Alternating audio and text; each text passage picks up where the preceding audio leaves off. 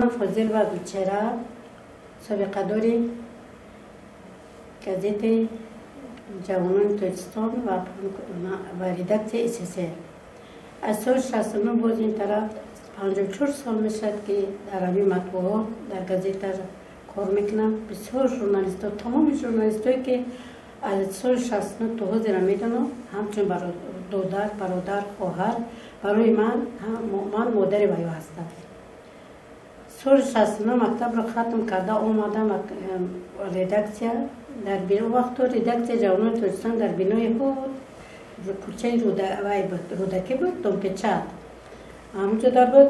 وقت در اومدمش کسا نمیشناختم، در بالای همون کرسی نشسته بودم که سرمحریر گازت کمسمال و قمجان عبدالرحمانوف همون وقت وی بودن اسفره اومدن. گفتم دخترم یکان کار قطعی اومدی؟ گفتم بله. ما گفتم داخل شدم شبانه اونیورسیته ده داخل شدم و روزانه کار گفته اومدم. بعد بیه گفتم من گرفته در اومد. آدم خوک سور عجایب بودن. در آوردن و شوکت جان با من شناس کردن. گفتن از زمین رو سر کرده شما شعبه مکتوبات میگذاره، این بچه کوریر پنکننده گازت میشود. بعد همه خیلی کار کرده. شش سال شبانه خوندم، روزانه کار کردم، کمسمال دم. من 54 سال میشد. روزای نمزم دیدیم، روزای بدم دیدیم، روزای دهشت دیدیم. روزایی بود که راستی گپ سیاف مزراب 13 تا سرمحریر را دیدم. اون وقت سیاف مزراب جانشین گازت کمسمال تاجیکستان بودم، کار میکردم. خیلی کار کردیم. یک بریده نونی که بسیار سالهای دهشت بود، سال جنگ بود، در بزرگ من میشتم و بچه ها من در بار می آوردن میفروختم. آورده بچه ها را زندگیشون را پیش می بردیم. یک دانون قطعی، یک کف لوبی، یک کف نماش، یک اون چی گفتی چیزان. فقط یک دیگه اوقات بود دیگه بچه ها سیر بودن. 3 سال ریدکس کمسمال کار نکرد، جوانان تاجیکستان کار نکرد، از کار موند. دیگه ما خودمان به دست گرفتیم. بچه ها قطعی همی کمال بود، سیاف بود، وقت دولت ناظری بود. حالا که دولت در اوکراین من پسال کار کردستیم. انا بچه ها و یا حتی خانه نداشتم، لیکن من در خانه خودم و یا رجوع میکردم. یک دانونی که میافتیم با هم میخوردیم. و سالهای دهشت خدا نشانتیه همه شدیدیم اومدیم. من به این روزای ناز این روزای دیگه دمو رسیدیم. باز در کوچه مونده بودیم که سیاف مزراب گرفت آورد من گازت تشکیل کرد. با این باقی مونده پنکننده جوانان تاجیکستان هم SSR هستم. شکرانه خدا میکنم، شکرانه پیشوای ملت.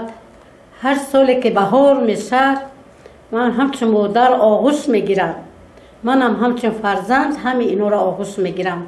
وقتی که گازت میبرد شب به طاقتی میکنم، خیال میکنم که من فرزند دارم، فرزند من گازت من تولد میکنم.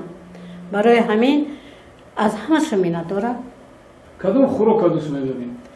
بهترین خوراک برای ما آربیران. شما چند فرزند دارین؟ صبح جان سوالی وای دادی، بسیار برای من دشوارن. من به علاقه گفتم فرزند ندارم، فرزندای من جوانان کم وایو SSR.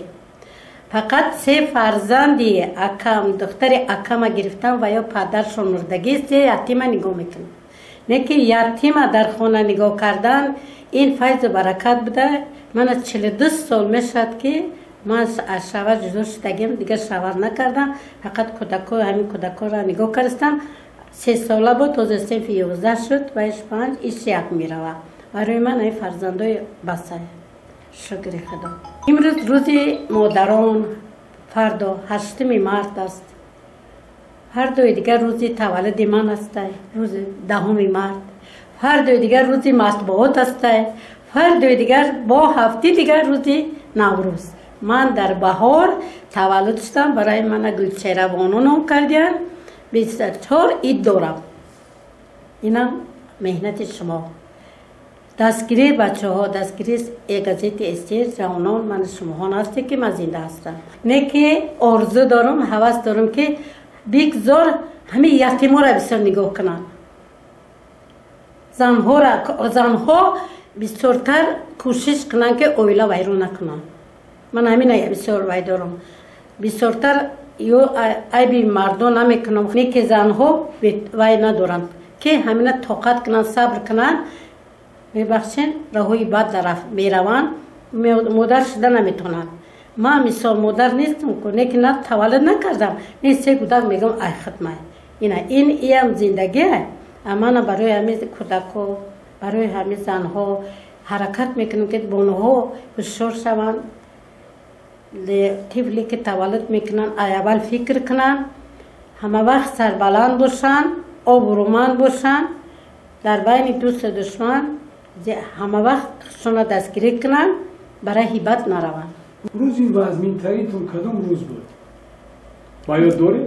بله، روزی که مادرم گذشت، برادرم گذشت. روزی که من از بخت جدا شدم. بهترین روزی بعد بود. همه این چیز صبح جان برای بخت هیچیه. ما برای یک فرزند جدا شدیم، لیکن زندگی خرسندی داشته.